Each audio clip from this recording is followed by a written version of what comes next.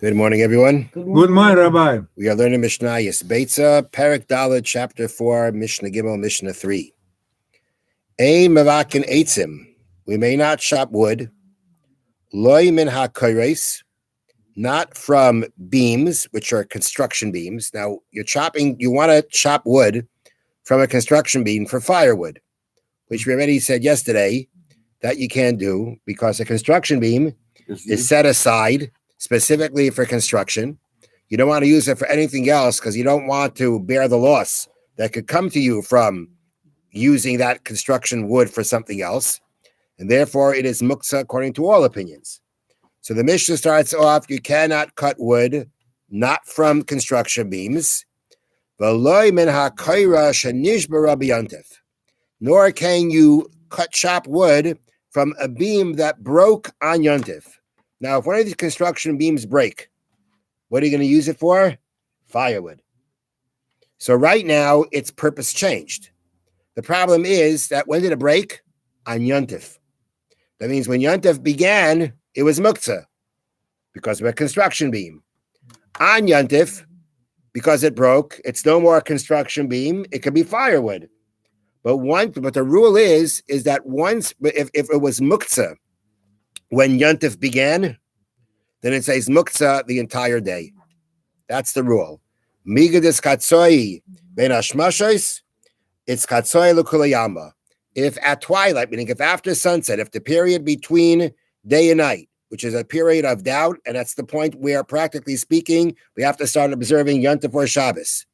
If it was muktzah at that point of time, so even though the reason for becoming muktzah goes off at some point during Shabbos, doesn't matter. It remains muktzah for the rest of Shabbos or the rest of Yontif.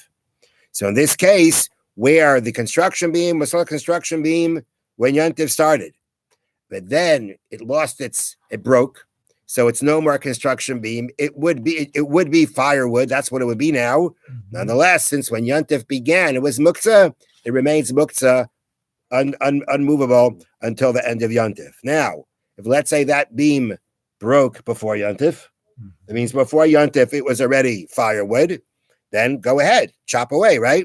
It wouldn't be considered muktzah. And what's wrong with chopping? You know what I mean? It's Yontif. You're trying to use it for cooking purposes, for heating purposes. It would seemingly shouldn't be a problem. So nonetheless, the Mishnah says like this. The sages were particular about what you use to chop the wood. Even when you're allowed to chop the wood, they were particular about what to use. They mevakin loy bekardim, you may not chop the wood, not with an axe, v'loy b'megeira, not with a saw, v'loy b'magal, and not with a sickle. A sickle is a tool with a curved blade, normally used for cutting stalks of grain. Now, it seems a little bit odd to use a sickle to cut wood, right?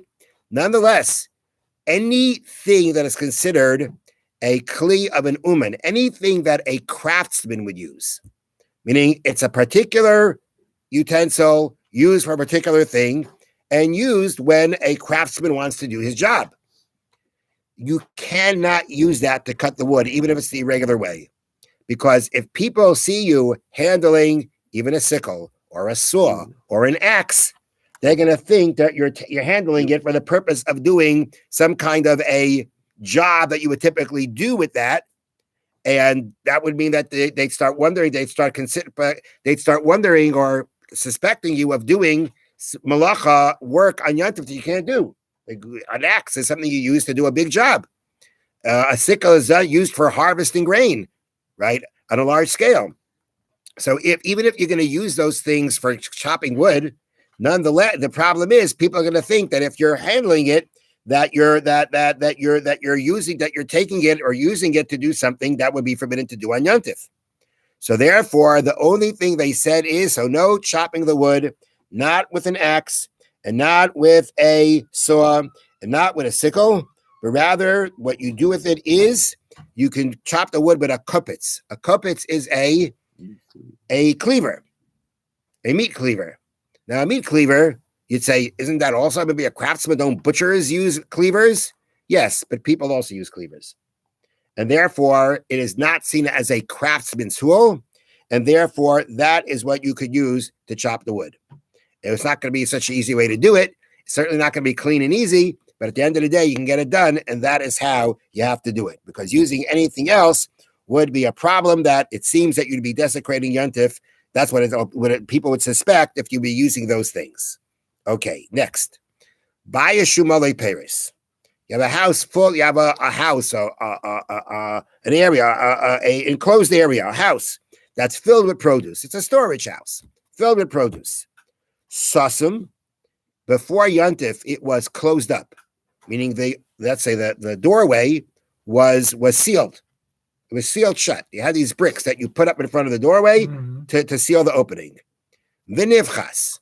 And on Yontif, that seal came apart. So now you could actually now stick your hand in through the opening and take something out.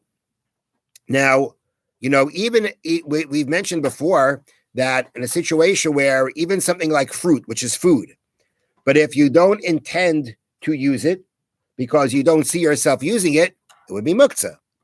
So now in this situation, before Yontif, the area was sealed off, right?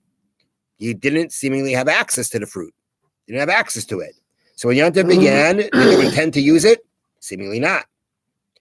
And if so, it should come out that even if now that seal comes apart, and now it's possible if you now take the fruit, but when Yontif began, you had no intention to use it, and therefore it should be muktzah. But the Mishnah doesn't say that.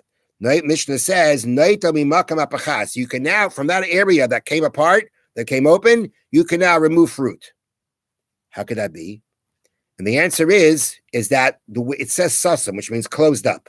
There were bricks that were in front of the door, in front of the window, whatever it is. Okay. Now, those bricks, though, were not cemented. They were just piled up. So therefore, if you were to take apart those bricks, would that be considered demolishing? No. They were just piled up on each other. So it wouldn't be considered demolishing according to Torah law. Midrabanan, according to rabbinic law, you can't take it apart. So the thing is like this. Why would these fruits be considered muktzah? Because I can't get to it. Why can't you get to it? Because there's something forbidding me to get to it, right? If you have the wall is there, I can't take apart the wall.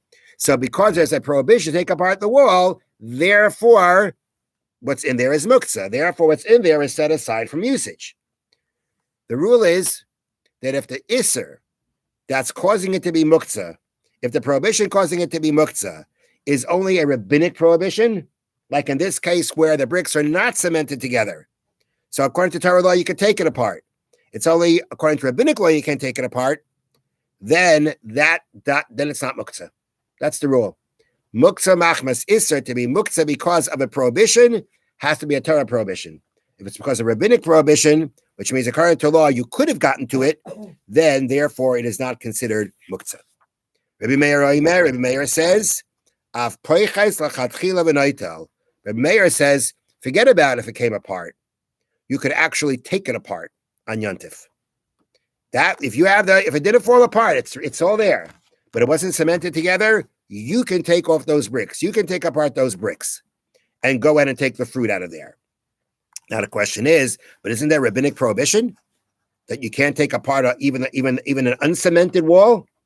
And the answer, according to Rebbeir, is it's true. But we know that the Torah permits us to do certain activities that are prohibited for oichal nefesh, for food preparation, right? There are things that the Torah allows us, certain types of acts that would be prohibited on Shabbos to be done on Yom Tov, fruit preparation, like cooking, like situations of grinding, whatever it may be.